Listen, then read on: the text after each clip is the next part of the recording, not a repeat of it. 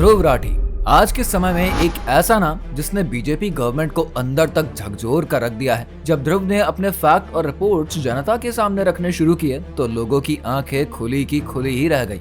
लेकिन असल सवाल ये था कि क्या सच में ध्रुव राठी पूरी तरीके से सही और भाजपा गवर्नमेंट पूरी तरीके से गलत थी?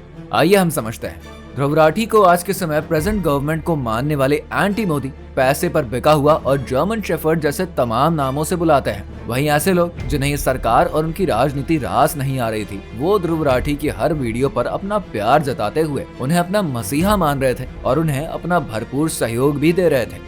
वैसे एग्जिट पोल के बाद ध्रुव राठी और बीजेपी के विपक्षी पार्टियों के चेहरे काफी उतर गए, क्योंकि इन सभी लोगों का ये मानना था कि अगर इस बार बीजेपी पावर में आ जाती है तो वो संविधान बदल देगी और उसके बाद कभी फेयर इलेक्शंस नहीं हो पाएंगे।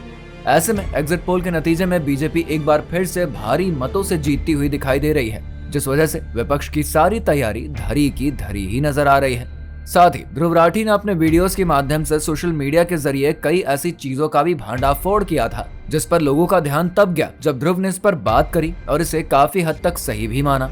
लेकिन कई लोगों ने ध्रुव पर यह भी इल्जाम लगाया कि ध्रुव किसी पार्टी के साथ मिलकर एक सोची समझी एजेंडा को प्रमोट कर रहे हैं और बीजेपी पार्टी की छवि को धूमिल करने की कोशिश कर रहे हैं। ध्रुव को लेकर सबसे ज्यादा बवाल तब हुआ था जब उन्होंने प्रधानमंत्री के नाम से डिक्टेटरशिप वाली वीडियो बनाई और इसके बाद ध्रुव राठी के मुताबिक इनके पास आईटी सेल से लेकर बीजेपी के तमाम सपोर्टर्स तक के धमकी भरे मैसेजेस और कई गालियों वाले मैसेजेस आने शुरू हो गए। लेकिन ध्रुव राठी इस महान काम को देश को बचाने के लिए कर रहे थे। ऐसे में वो भला कहाँ रुकने वाले थे और उन्होंने एक के बाद एक करके वीडियोस बनानी शुरू करी और एंटी बीजेपी सपोर्टर्स ने भी भर कर उन वीडियोस पर प्यार लुटाना शुरू किया।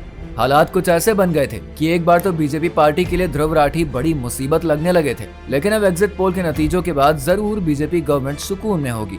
वैसे ऐसा नहीं है कि ध्रुव राठी ने जो भी कहा था वो पूरी तरीके से गलत था। उन्होंने बात की थी इलेक्टोरल बॉन्ड स्कैम के बारे में, जो कि सच में काफी बड़ा घोटाला था और यही वजह भी थी कि सुप्रीम कोर्ट ने इसके बारे में सारी डिटेल पब्लिक डोमेन में डालने को कही थी। साथ ही बीजेपी गवर्नमेंट और स्पेशली अगर मोदी जी की बात करी जाए तो इस बात से मुंह नहीं फेरा जा सकता कि इस गवर्नमेंट में महंगाई ने आसमान छुआ है, अनएम्प्लॉयमेंट टॉप पर है, धर्म के नाम पर लोगों में नफरत हावी हो रही है। ये तमाम ऐसी बातें हैं जिन पर सच में ध्यान देने की जरूरत तो है। साथ ही डीमोनेटाइजेशन से लेकर अचानक से होने वाला लॉकडाउन भी ऐसे कई फैसले हैं जो कि सरकार के गलत साबित हुए हैं, जिसे बड़े बड़े अर्थशास्त्रियों ने भी माना है। लेकिन सवाल यह है कि दोनों में सही कौन है और जनता किसकी बातों पर भरोसा करे। तो इतना जरूर कहा जा सकता है कि हर सिक्के के दो पहलू होते हैं।